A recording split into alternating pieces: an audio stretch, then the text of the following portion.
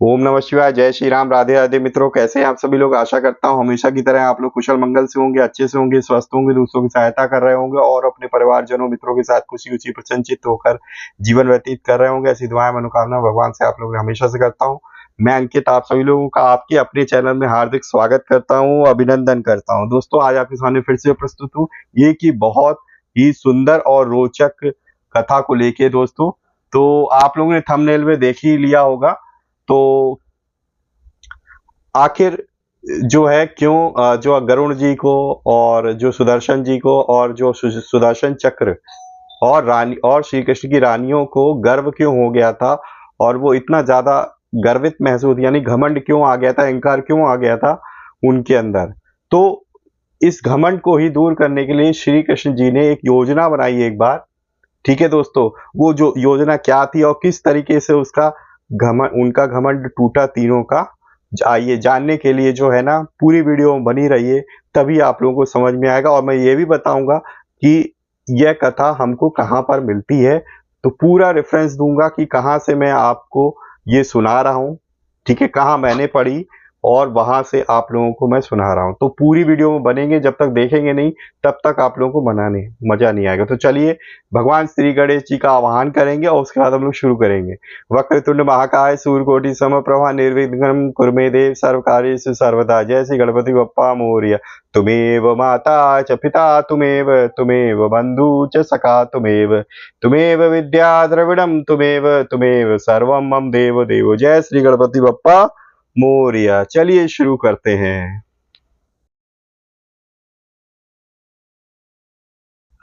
तो दोस्तों, आज हम लोग कथा आपको सुनाने जा रहा हूं कि किस तरीके से गरुड़ जी का, सुदर्शन चक्र जी का और श्री कृष्ण की रानियों जी का जो अहंकार है वो चूर चूर हुआ। किस तरीके से, कैसी योजना बनाई श्री कृष्ण जी ने और उनके जो है गर्व को, घमंड को दूर करने के लिए। तो एक बार की बात है, एक बार तो इसके लिए क्या किया, श्री कृष्ण जी ने गरुड़ जी को बुलाया और उनसे कहा कि मेरे लिए आप पुष्प लेके आइए। ठीक है दोस्तों, तो उन्होंने कहा, भगवान श्री कृष्ण ने गरुड़ जी को यक्षराज कुबेर के सरोवर से सौगंधिक कमल लाने को आदेश दिया। गरुड़ को यह अहंकार तो था ही कि मेरे समान बलवान और तीव्रगामी प्राणी इस त्रिलोकी संसार में कहीं पर भी नहीं है।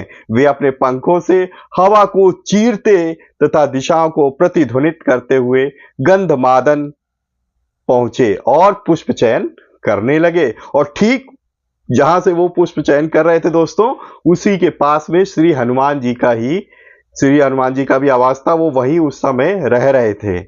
तो वो क्या करते हैं, वो इस तरीके से पुष्प चयन करते हुए गरुड़ जी को देखकर वो अनायास ही उनको देखकर बोलने लगे, तुम किसके लिए यह फूल ले जा रहे हो और कुबेर जी की आज्ञा के बिना इन पुष्पों को क्यों विध्वंस कर रहे हो।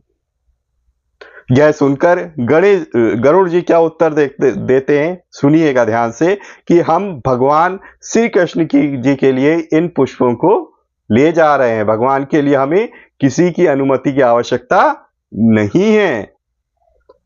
गरुड़ जी की ये बात सुनकर हनुमान जी कुछ क्रोधित हो गए, मतलब बहुत ज्यादा गर्म हो गए, उनको बहुत ज्यादा क्रोध आया और उनको पकड़ के अपनी कांख में क्या हुआ, दबा लिया उन्होंने। ठीक है, और कांख में दबाकर वो आकाश मार्ग से उड़ चले। ठीक है, और उनकी भीषण ध्वनि से सारे जो द्वारिकावासी थे, ठीक है, उनको रोकने के लिए आगे जा पहुंचे। तो सुदर्शन चक्र सामने आए और सुदर्शन चक्र ने जो है हनुमान जी को गति रोकने के लिए उनके सामने आ गए। हनुमान जी ने झट उनको भी पकड़ा और दूसरी कांख में उनको भी दबा लिया। दोस्तों, भगवान श्री कृष्ण ने यही लीला रची थी, तो बड़े ही मंद मंद मुस्कुरा रहे थे अपने रानियों के साथ और उनसे बोल रहे थे कि देखो, हनुमान जी को देखो किस तरीके से उन्होंने दोनों को कांख में कर लिया। और ये गरुड़ अपनी कितनी वीरता बखान करते थे और सुदर्शन चक्र भी। तो उन्होंने अपने पास में स्थित रानियों से कहा कि देखो, हनुमान क्रुद्ध होकर आ रहे हैं और यहां यदि उन्हें इस समय सीता राम जी के दर्शन नहीं हुए तो वे द्वारिका को समुद्र में डुबो देंगे। अतएव तुमसे तुरंत प्रार्थना है कि आप सीता जी का रूप बना लो। देखो मैंने राम का रूप बना लिया। इतना कहकर वे श्री राम जी के रूप में परिणत होकर बैठ गए। अब जानकी जी का रूप जब बनने को हुआ तो कोई भी नहीं बना सकी, मतलब कोई भी रानी जो थी वो सीता जी का रूप नहीं धर पाई। अंत में उन्होंने श्री राधा जी का स्मरण किया। किसने? श्री कृष्ण जी ने राधा जी का स्मरण किया। वे आई और झट से जानकी यानी सीता माता का वो स्वरूप बन गई। इसी बीच हनुमान जी वहां पे उपस्थित हो गए। वहां वे अपने इष्ट देव श्री सीताराम जी को देखकर उनके चरणों में गिर गए।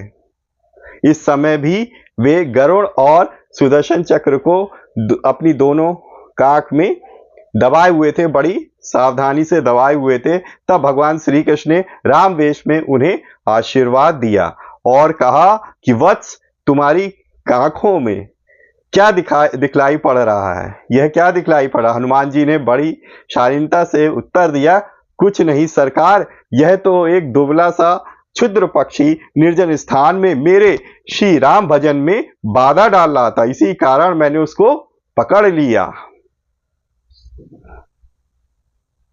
दूसरा, यह चक्र सा खिलौना है, यह मेरे साथ टकरा रहा था, अतएव इसे भी मैंने दबा लिया। और आपको यदि पुष्पों की आवश्यकता थी तो मुझे क्यों नहीं स्मरण किया? आवश्यकता थी तो मुझे क्यों नहीं स्मरण किया? ऐसे उन्होंने जिज्ञासावश पूछा। यह बेचारा पखेरु महाबली शिव भक्त यक्षों के सरोवर में से बलपूर्वक पुष्प लाने में कैसे समर्थ हो सकता है? भगवान ने कहा, अस्तु, इन विचारों को छोड़ दो, मैं तुम्हारे ऊपर अत्यंत प्रसन्न हूं। तुम जाओ और अपने स्थान पर स्वच्छंदता पूर्वक भजन करो। भगवान की आज्ञा पाते ही हनुमान जी ने सुदर्शन चक्र और गरुड़ जी को छोड़ दिया और उन्हें पुनः प्रणाम करते जय श्री राम कहते हुए गंधमादन की ओर चल पड़े।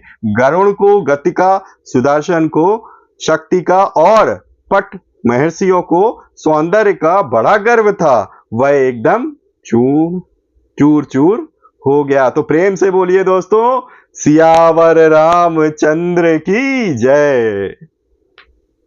तो ये थी बहुत ही सुंदर और रोचक कथा कि किस तरीके से श्री कृष्ण जी ने गरुड़ जी, सुदर्शन चक्र और रानियों, अपनी रानियों का जो है अहंकार चूर चूर करने के लिए किस तरीके से युक्ति बनाई और उनका जो है घमंड को चूर चूर कर दिया उन्होंने, और एक सबक भी उनको सिखलाया। तो अगर आपको वीडियो अच्छी लगी है, ठीक है, तो प्लीज वीडियो को लाइक करना ना भूलें और अपने परिजनों मित्रों के साथ जरूर शेयर करें ताकि वो भी इस पर्टिकुलर वीडियो से इंफॉर्मेशन प्राप्त करके इस कथा का आनंद उठा पाए दोस्तों। और कथा अच्छी लगी है तो प्लीज जो है कमेंट में जय सिया राम हनुमान जी, जय गुरुदेव जी और जय श्री राम लिखना जरूर लिखें।